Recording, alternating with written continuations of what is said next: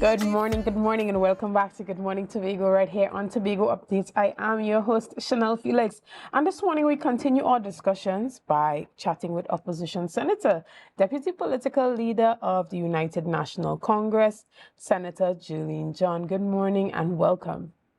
Good morning. Thank you very much. Well, thank you for Thank you being for here with inviting me. us here on Tobago Updates. There's a number of things happening in the space, and I think one of the key topics of discussion right now that we have been having is on that Salary Review Commission recommendation for an increase for public officials. We heard from the political leader of the UNC that though it is a good thing, it might not be the right time for such a thing to happen. How are you and your team and your party feeling about the comments made by the Prime Minister in his acceptance of this recommendation at this time? Well, the leader of the opposition was very clear that there are some what they call categories of public servants who deserve that money. They work hard, and I mean, with the cost of everything, it impacts them. And basically, it should be attributable to them, the judges, and other categories of public servants. But with respect to the politicians, the opposition leader is very clear that this is not the right time to accept any increases. And as a matter of fact, she felt the prime minister and his team should be getting decreases, quite frankly.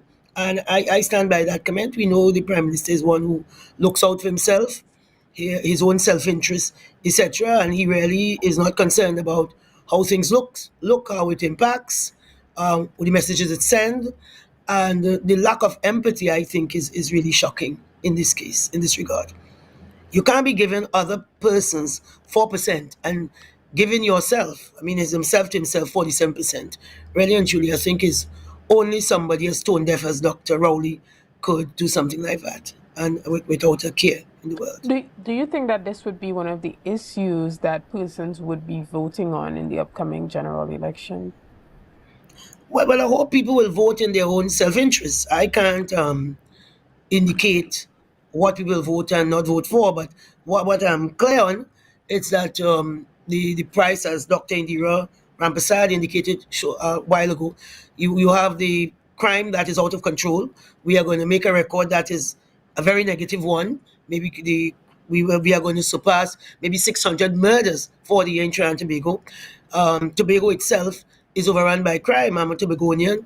And basically, these are things you find to be horrifying because we are very peaceful people. We have a brand of peaceful, about being peaceful and serene. And that sells out there. So that brand is very troubled right now. People are going to vote on the price of food, how it impacts them, because Tobago, as you know, it's really the Tobago House of Assembly, the state, that provides maybe close to 80% of the jobs. So salaries are very conservative. And if the price of goods increased by over 60% in Trinidad, that has been running, in an upward trajectory since 2020 or thereabouts, 2019 or thereabouts, that will be double and triple in Tobago. So how Tobago people are making out, God alone knows. So people are going to definitely vote on the basis of they just can't make two ends meet. People want safety and they're entitled to safety. I mean, that is a part, safety is entrenched in our constitution. And this government has shown over the last 10 years that they cannot keep us safe. They cannot give us the safety that we deserve and, as I said, entrenched under our constitution. So people are going to vote on a number of issues. And I think those that impact them personally, them and their whereabouts and their standard of living, their way of life, those are going to impact, I think, as a consequential within the election, the next election. Right. And when it comes to the Tobago Autonomy Bill or the Tobago Island Government Bill, where does the UNC currently stand on that? Well, the UNC stands firmly on the idea that there should be self-sufficiency in Tobago and the way it governs its business. Because, I mean, for me, proud Tobagonian, Tobago is the most beautiful island on earth, right? There's no doubt about that. And I'm talking about naturally beautiful. Now, what we have done with that natural beauty is questionable and debatable in terms of where we probably should have been and the direction we should be headed in. But there is no shortage of the fundamentals given to us by God to get us there. What it needs is political will, and of course, for us to attract the necessary resources and interests to ensure that we can realize our full promise. I therefore believe the Tobago Autonomy Bill, the bill and its companion bill, that where we are interfering with the Constitution to ensure that Tobago matter is settled as best as it could. Those are critical to moving Tobago forward. But how it is done is where we have the issue. Because I sat on that joint select committee, and we had many meetings on that joint select committee.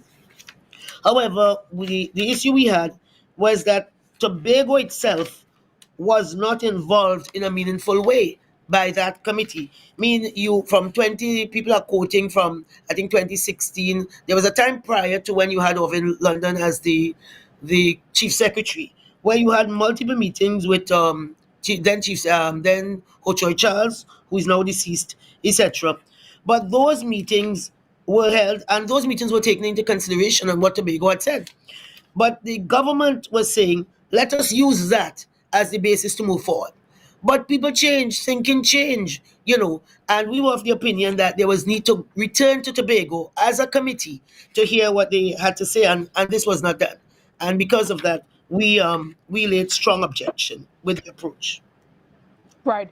And with the bill in the form that it is currently in, and with recommendations for amendments possibly coming very soon from the Tobago House of Assembly, do you see the UNC voting for or against this bill? As a Tobagonian, you're probably a Tobagonian too. We have certain euphemism that we live by, and you don't count chicken before they hatch. I cannot say what UNC will vote for. We have to meet with a policy position. The way we did in the last time, we were invited to join a joint select committee, and we could have gone through the two bills, the Tobago self-government bill and the companion constitutional amendment bill. And there's where we could have come to some kind of conclusion, as a party, and me as a Tobagonian within that joint select committee. I cannot say what will come to the parliament if indeed they are going to amend anything further, because the chief secretary and other key stakeholders in Tobago have laid out what what expressed what the Tobago people are saying, because there have been some consultations, I think, on both sides, whether it's those who sit now as lead in the THA and the opposition PNM. I think there have been some consultation. So we'll need to hear from them. And if the government is taking the bill back to the JSC, I don't know. Well, the last thing I heard about this bill, outside of what is happening in Tobago with the consultation, is really the Prime Minister at Mr. Hochoy Charles's funeral, indicating that the bills are going to return to the Parliament. So far, that has not happened. So we have not had sight of anything new. Okay, and what does the UNC hope to see in regards to improvement in the current bills? What are some of the current areas of contention that has hindered the support of the opposition as we speak? Well, Tobagonians have been crying out for equity. They have been saying that we don't want to be no ugly duckling, and basically we want to stand with pride in this union. I think it was a while ago. I think it was constitutional part of the companion bill was talking about Tobago will no longer be a ward of Trinidad. But what does that mean? There is no real definition as to what that means. We don't want any patronizing pat on our head as to what that means. And then Tobago was concerned about the boundaries, the economic boundaries, in terms of what are we contributing to this pot that is called the budget. Because as you know, there was a settlement or a resolution as far back as in the year 2000, where Tobago now, well, I don't want to say benefit, but they are allocated 4.03% of the national budget, which Tobago is saying is not enough, right? And if Tobago is saying that, that is very likely the case. So therefore, Tobago wants more equity, but they don't just want to take it as to say, well, you are giving us something. They are saying within this boundary, this mass of land, space, and sea called Trinidad and Tobago, this delineation, what it is that is really Tobago, and what does Tobago contribute, both on the surface and what lies beneath. And with that, the right of Tobagonians to determine their political, economic, social and cultural development. And, Tobago wants that to be their right to determine. So we stand with that. But how it is expressed in law is important because it is only in the law. Something you see and you can action, you can go to equity, you could go from here, our lower courts, our high courts to the Supreme Court in the Privy Council. We wanted to be very clear. So we felt that the consultations were not adequate, and a lot of voices cried out that they did not have the time to express themselves. So, are you suggesting that more consultation or more up to date consultation is done with Tobagonians to bring forward a more modern view and perspective on what Tobago wants before this bill is brought before the Parliament? Well, I can only talk about what we did with the Joint Select Committee because we had two consultations, as it were, on February 30th April and May 1st, 2001. Those were the public consultations held via Zoom. And I think also, I think that time, because it was COVID was over, you come into the Tobago space and you talk to Tobago. You take the pulse of the people. You go from Charlottesville, where I'm from, straight down to low side, as we say in Charlottesville. You understand? You span the breadth of the island and give people sufficient time. They have been waiting a long time for this, and you don't want to botch it. I agree that people will not get everything that they want, but I think we have to be reasonable and pick up as much of it as we can, because we will not come this way again in the very near future. So at that time, there was even an online survey, and there was a participation of 195 citizens out of a population of approximately 1.4 million people in Tobago and Trinidad. 195. I don't think that is reasonable, and that could not have been an expression of the will of our people. Excellent. And so, for you, what would you be calling on the current government at this time to do as it relates to the bill before it is successfully passed at the parliamentary level? Well, they first had to put it back on the parliament floor. It's not there. So what we are doing, with greatest respect, is to speculate, because the prime minister said that at the funeral of one of the great Tobagonians, and to me that was the last. But I mean, in the news, I'm seeing where the chief secretary is having consultations. Those from the PNM side, they are having consultations. So maybe they know something that I don't know. What I do know, we received a very detailed letter with appendices from the chief secretary, maybe in February. And I read recently, perhaps it was this week or last week, where he said that maybe a new letter, further letter, will come to all branches of the parliament, meaning it's the upper house, the lower house, etc. So one will anticipate that that will come. I don't know if what he had expressed then is going to change, because certainly you will want to take that into consideration. What is the chief secretary saying that the people of Tobago need? And we don't know whether the government will send it back to a joint select committee. So we just don't know. There are many unknowns in this process right now. So, and we're going to take a quick break right here, and we're going to be back as we continue our discussion this morning. See you soon. It's a brand new Good morning and welcome rise up. back to Good Morning Tobago right here on Tobago Updates. I'm your host, Shenell Felix, and thank you for joining us this morning. We have been chatting with opposition Senator Jearlean John, who's also the deputy political leader of the UNC. Good morning and welcome back. Now, we heard from the political analyst, Dr. Arampasa, that it looks as though the TPP would be the kingmaker in this political or this general election that is coming possibly next year. How do you feel about that in the grand scheme of the political trajectory that we're seeing here in Tobago?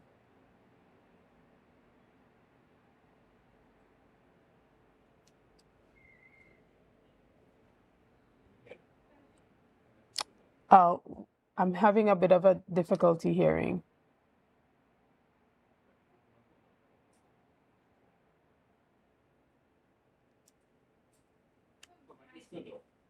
Yeah, I believe your mic is turned off. Can you turn it back on?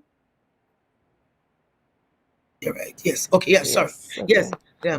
Yeah. I said Dr. Indira did indicate that without the data and with the horizon still a little way away, a few months away. I don't think she could have made I mean, any accurate prediction, and I suppose no one can.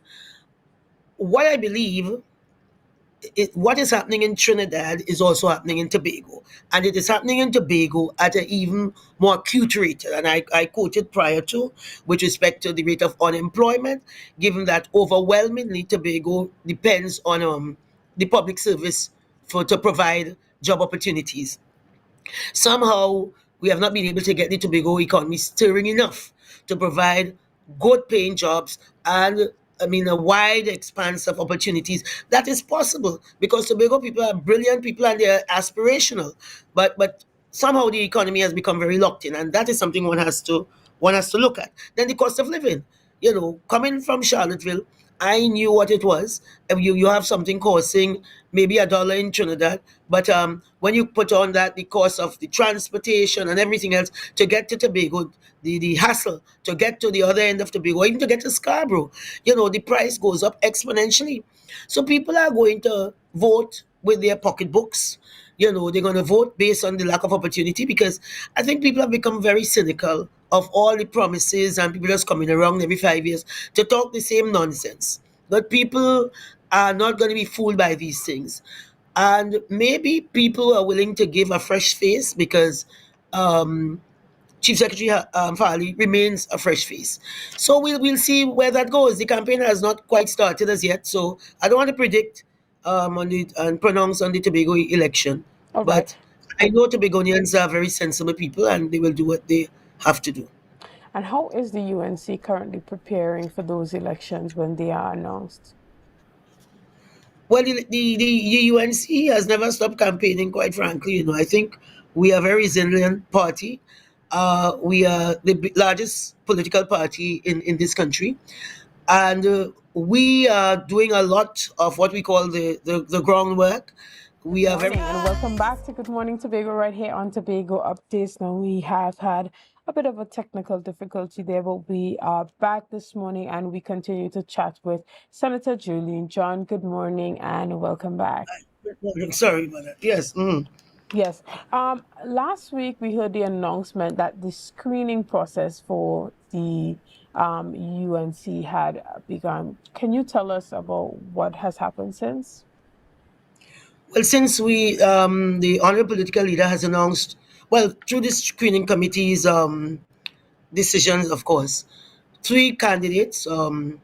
We have returning Member of Parliament Saddam Hussein for Barataria Sanwan. We expect him to win that seat. Returning Member of Parliament for Shogunas East, Ms. Vandana Mohit, who Shogunas East called their home girl. Again, we expect with the work, she'll win that seat. And we have a new entrant into the politics, former principal of the great and excellent Naprima College, Dr. Michael Dowlett. And he is a very, very good candidate for the seat of San Fernando West. You know, because we see, especially with the crime and what have you, and the position in Trinidad as future Trinidad, education is a pillar on which we have to build our country's future growth, prospects, and prosperity. And therefore, Dr. Dowlat offering himself into the national space, his talents and his experience, I think we can only win. I'm talking about Trinidad and Tobago, can only win by choosing him as their MP for San Fernando West. So that is going quite well for us. Whereas if I can contrast, I'm seeing the PNM was throwing out the same group that brought us to this state of ruin over the last 10 years. So that will be interesting because I don't know what they're going to come to the country and tell the country because it has to be the same old, same old. You can't be doing the same thing with the same people and expect a different result. So, you know, I don't expect the PNM to win the 2025 election. Understood. And so, for you, moving forward into the next election for the UNC, what is the primary focus and who is the primary target? The primary target are those who have really been affected by the PNM policies of particularly one where the prime minister is very clear that he is there to ensure that the rich gets richer and it will trickle down. Somehow it didn't trickle down. It didn't get down. And we have a nation in crisis. And that I'm not into the 1% and 99%. I don't refer to people like that. But the vulnerable and the poor, they are really in crisis at this time. There are no real meaningful jobs that people could make a living. We have a crisis of lack of housing. And because of that, when you have a shortage of anything, it means those that have it will increase the price. So you find to live, people have to pay these extra supernormal prices in rent, extravagant prices in rental. For food, the same thing. There are mothers now who are deciding, making decision of if they have 4 children, when two will go to school. They're scheduling when they go to school. Yeah, we have never seen so many people on the sideways, the byways, and the highways, and the traffic lights begging, asking people for help. So we really have a crisis of the economy, a crisis of the way the people's standards of living. And there is where our policies will intersect.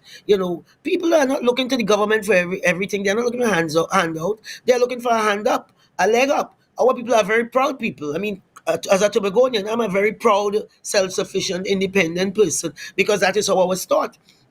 But they have bought the government and its policies and its lack of competence, the corruption, has really brought this country to its knees, right? And nobody, PNM people are coming to us in droves, and they are saying we cannot take 5 more years of Keith Christopher Rowland. And for me, that is sad, being a Tobagonian. So that is, they are not going to vote for him.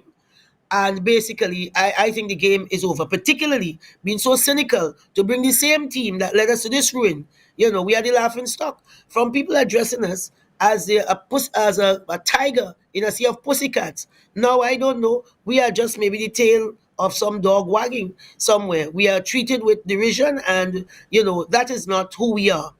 Okay, we are proud people, we are hardworking people, we are aspirational people, and we need a government who will bring the policies and facilitate the opportunities that will ensure that we can really be actualize who we are. Right. And even as we wrap up this morning's discussion, is there anything that you want to tell the public before Well, we go? very quickly, I just want to go back very quickly to the Tobago bills and to quote from the then president of the Law Association, Ms. Sophia Chota at the time. She had sent a letter on behalf of the what do you call it, of the Law Association. And just briefly, she said the unanimous view of our members at the meeting today, that meeting, the letter was dated 17 May 2021, was that these bills should be rejected forthwith to effect the meaningful change that Tobagonians have been yearning and deserving to see. Just briefly. And Mr. Anthony Lockie, retired judge, he said I have to end some letter here to meet the deadline for quoting. He was quoting some comments. He said this bill seeks a compromise and as a result is a sort of masquerade of an independent state. The bill is a hodgepodge of autonomy, self-government, and an independent state that regrettably may end up in utter confusion. Very lastly, please. The Tobago Civil Society Network said the bills put forward by the JSC would in fact deny Tobago the equality of status and the right to self-determination promised in the bills. So I'm telling Tobago, don't take no cat in bag that people are already presenting for political expediency, right? Stand up for your rights as proud Tobagonians, deserving of what is rightfully yours that you have waited too long for. All right? And we, together with the opposition, we are willing to work with the government if they put forward something to the parliament that makes sense. That when we in consultation with Tobagonians, that makes sense to Tobago. Thank you for the All right. opportunity. Okay. So we want to thank you so much, Senator Jearlean John, for your time this morning and making time to come on with us here on Tobago Updates. We want to say thank you to our audience this morning. Thank you for each and every person that stuck with us throughout the morning show and on Good Morning Tobago. We want to thank you for your likes, your shares, and your comments, and all that you have been doing and continue to do to make Tobago Updates the #1 broadcaster here on the island of Tobago. Again, thank you and see you again tomorrow. I say, thanks for